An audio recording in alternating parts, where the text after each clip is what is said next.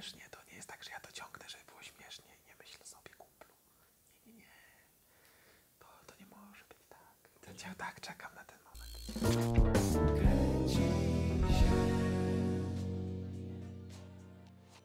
Wracamy po krótkiej przerwie od wizyt w naszym studio. Swoją drogą cieszymy się, że fajnie przyjęliście te wszystkie odcinki, w których po prostu rozmawialiśmy z innymi osobami związanymi z filmami. Natomiast dzisiaj przychodzimy do Was z małym eksperymentem. Postanowiliśmy sprawdzić, czy pewne rzeczy związane z fotografią można przełożyć na materiał filmowy. Jest taki fotograf, który nazywa się Brandon Wolfull. Mam nadzieję, że dobrze to wymawiam. On wypłynął gdzieś tam na Instagramie, w tej chwili ma już prawie albo przeszło 1,5 miliona fanów właśnie na tej platformie. Natomiast jego zdjęcia są na tyle charakterystyczne i na tyle popularne, że najprawdopodobniej gdzieś mogliście już je widzieć. On pracuje właśnie na przykład z takimi lampkami, wykorzystuje pryzmaty, płyty CD. No niewątpliwie to, co robi w jakimś sensie te kilka lat temu, kiedy zaczynał, było na pewno bardzo oryginalne. Pomyśleliśmy sobie, że może warto było sprawdzić, czy te jego zabiegi sprawdzą się na materiale filmowym. Oczywiście zakładaliśmy, że nie uda się tego zrobić 1 do 1, chociażby dlatego, że w jego przypadku ten materiał zawiera znacznie więcej informacji, kiedy wszystko zapisywane jest w RAWach. Natomiast podjęliśmy wyzwanie i zrobiliśmy taki eksperyment, sprawdzając, jak Brandon Wolfull i jego styl sprawdzi się na materiale wideo. Przez tych kilka ostatnich tygodni, kiedy na naszym kanale pojawiały się właściwie głównie materiały z naszymi gośćmi, kompletowaliśmy wszystkie potrzebne akcesoria, które wykorzystaliśmy przy tym odcinku. Mam wrażenie, że to jest w ogóle najbardziej wysokobudżetowy odcinek, jeśli chodzi o nasz kanał. Bo czego potrzebowaliśmy? No, w pierwszej kolejności na pewno były nam potrzebne te lampki. To akurat była jedna z tych niewielu rzeczy, które miałem w domu. Natomiast dość kosztowne były te wszystkie pryzmaty, czyli te kryształy, które poprzez przepuszczenie światła rozszczepiają je i dają tą charakterystyczną tęczę. Ten trójkątny na przykład był kupiony na Allegro i to jest chyba po prostu taka wesoła dekoracja. To była taka zabawka edukacyjna dla dzieci. Ten pryzmat miał uczyć, jak działa pryzmat i w jaki sposób to się używa. Był też element żyrandola. To było kupowane w jakimś sklepie z oświetleniami, też na Allegro. Wreszcie znaleźliśmy też w sklepie zabawkowym mały kalejdoskop, który też o dziwo dał bardzo fajny efekt. Kosztował chyba niespełna 8 zł, więc to akurat nie był jeden z tych większych wydatków. No i płyty CD.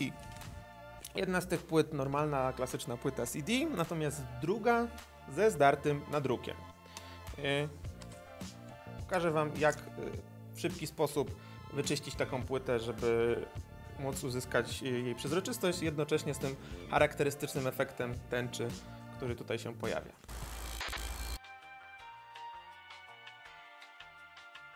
Taśma.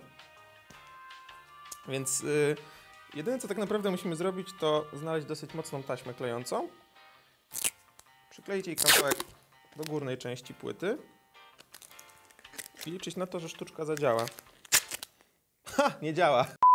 I wiem dlaczego, bo w domu, kiedy przygotowywałem tą płytę, delikatnie naciąłem w jednym miejscu to sreberko, więc wystarczy go po prostu naciąć i później sztuczka z silver tape'em i taśmą powinna zadziałać. Czekaj, jeszcze raz to spróbuję zrobić.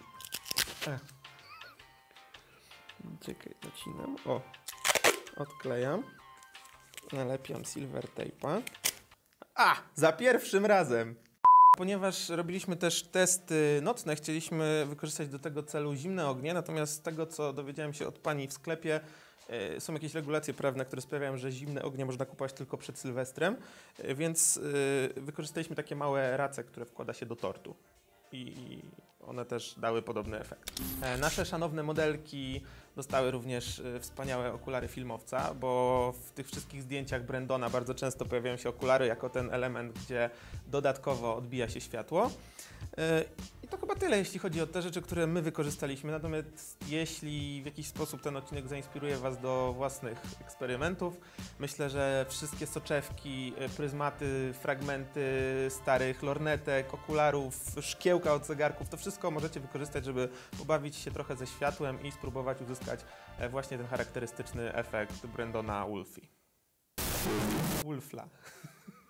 Cała zabawa polega na tym, żeby korzystać właściwie tylko ze światła zastanego w danej lokalizacji. Podobnie jak Brandon, nie posiłkowaliśmy się żadnym dodatkowym setem światła. No oczywiście nie licząc tych neonów, które gdzieś tam zastaliśmy, lub na przykład tych naszych lampek, ale to raczej bardziej chodziło o te takie efekty. Kręciliśmy w 4 lokalizacjach o właściwie 4 różnych porach. Pierwsze zdjęcia to było popołudnie i to były zdjęcia, które kręciliśmy w mieszkaniu. Później przenieśliśmy się w plener, kręciliśmy przy witrynie sklepowej, z której świeciły się neony i to było już takie początkowe Magic Hour. Później kręciliśmy już w nocy, natomiast to było kręcone we wnętrzu i tam też jakby główną rolę pełniły neony, które zastaliśmy na lokacji. I ostatnia próba to były już zdjęcia nocne i tam wspomogliśmy się światłem tych zimnych ogni. Nie licząc z tego ostatniego przykładu, kiedy kręciliśmy już w zupełnych ciemnościach, ten charakterystyczny efekt zdjęć Brandona uzyskuje się dzięki takiemu filmowaniu jeszcze w szarówce, kiedy ciemniejsze partie obrazu są jeszcze bogate w szczegóły. I tutaj znowu byliśmy odrobinę na przegranej pozycji. Brandon robi swoje zdjęcia lustrzanką, gdzie zapisuje materiał w rawach, czyli ma więcej informacji o kolorach. Natomiast no my, mając 8-bitowe tutaj zapis tych kolorów z Lumixa GH4, no mieliśmy nieco trudniej. Będąc w temacie sprzętu, na pewno jako ciekawostkę warto dodać, że Brandon korzysta z Nikona D750 i obiektywów stałoogniskowych od 50 do 80 mm. No, w naszym przypadku pracowaliśmy z Lumixem GH4, z Voigtlanderem 25 mm, który no, biorąc pod uwagę crop factor, tak naprawdę w przypadku GH4 jest już obiektywem portretowym. Tworząc w takim charakterystycznym stylu Brandona, na pewno warto pamiętać o małej głębi ostrości, czyli szeroko otwartej przysłonie. Sprawia to, że każde to światło, nawet to, które przypadkowo gdzieś tam znajduje się w tle, będzie dawało kolejny efekt gdzieś tam takiego rozmycia. Warto też pamiętać o tym, że te zdjęcia są później poddawane procesowi postprodukcji. W przypadku Brandona to jest Photoshop, to jest Lightroom. Nawet na jego stronie możecie zobaczyć, tam jest kilka takich zdjęć, które są oznaczone jako przed i po. I to jest jakby dobry przykład tego, ile pracy trzeba jeszcze poświęcić nad takim zdjęciem, żeby osiągnąć określony efekt. W naszym przypadku gdzieś tam takie dopalenie tych zdjęć to było tylko wykorzystanie Lumetri Color w Adobe Premiere. To chyba tyle, jeśli chodzi o ten etap przygotowań do zdjęć. Tak naprawdę pierwszy raz robiliśmy coś takiego, tak jak mówiłem, to był taki mały eksperyment.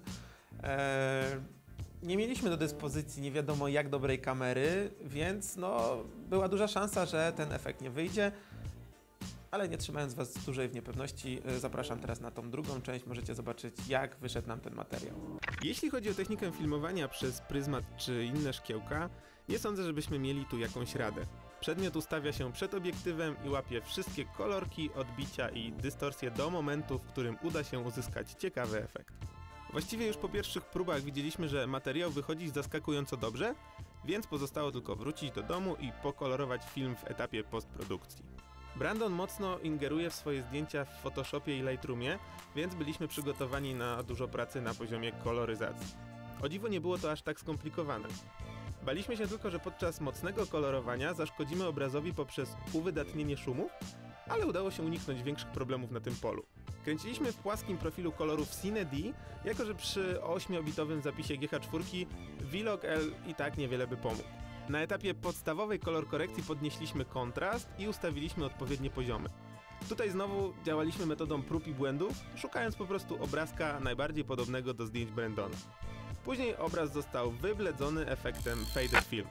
W zależności od ujęcia bawiliśmy się też Color Wheels, oziębiając cienie i zaróżawiając highlighty.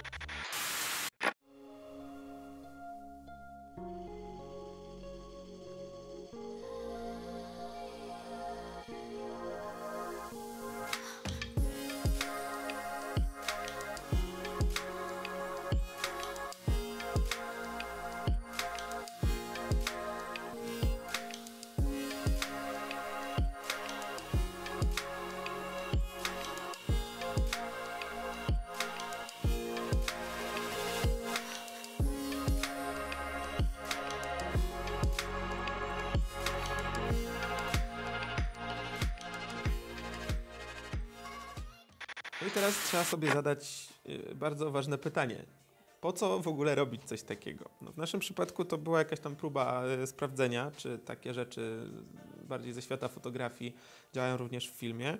Ale wydaje mi się też, że gdzieś tam w tym całym efekciarstwie, które wszyscy osiągają za pomocą różnych wtyczek czy programów montażowych, fajnie jest też osiągnąć coś takiego jakby w taki zupełnie analogowy sposób, bawiąc się rzeczami, które na pierwszy rzut oka wcale nie służą do tego, żeby gdzieś tam zrobić tęczę czy jakieś rozszczepienie obrazu.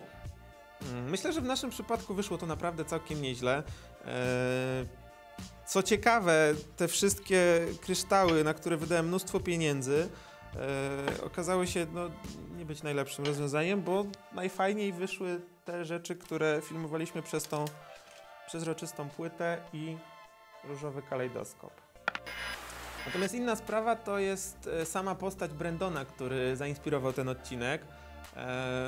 Człowiek zaczął fotografować w wieku 19 lat i tak naprawdę chyba od 5 lat jego zdjęcia wyglądają właściwie tak samo. I dlatego warto jest zadać sobie pytanie, czy jeżeli wchodzisz w jakąś estetykę, wybierasz jakiś styl, to czy w pewien sposób nie wpędzasz się w swego rodzaju pułapkę tego właśnie charakterystycznego swojego stylu, bo wydaje mi się, że po 5 latach tworzenia praktycznie tych samych zdjęć warto by było pomyśleć o czymś nowym. No i jeszcze jedna sprawa, czyli kwestia wykorzystania tych efektów w produkcjach wideo.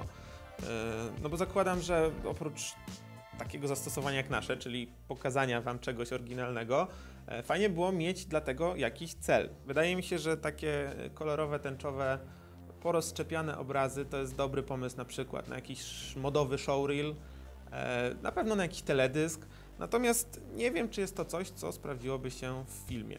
To już pytanie do was. Jeśli gdzieś tam zainspirowaliśmy was do tego, żebyście samemu sobie popróbowali filmowania w taki sposób, to odsyłam na naszą grupę, chętnie zobaczymy wasze prace, podyskutujemy. Tyle na dziś, do zobaczenia w kolejnych odcinkach Kręci się.